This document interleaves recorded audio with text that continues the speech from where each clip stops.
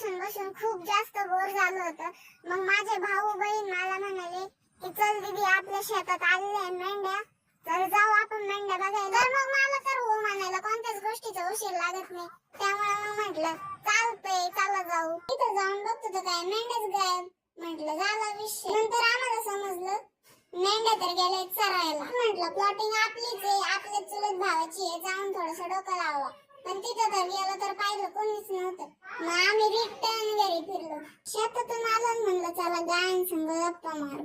पण मेन गोष्ट अशी की गाया मला ओळखतच नाही. असंच ओळख करून घेता डोक्यात आलं का आपल्यापेक्षा फक्त चंद्रच भारी. मग म्हणलं घ्या फोटो काढ. नंतर आठवलं का आपला अभ्यास पण भरपूर पेंडिंग आहे. 15 दिवसापासूनचा अभ्यास पेंडिंग होता.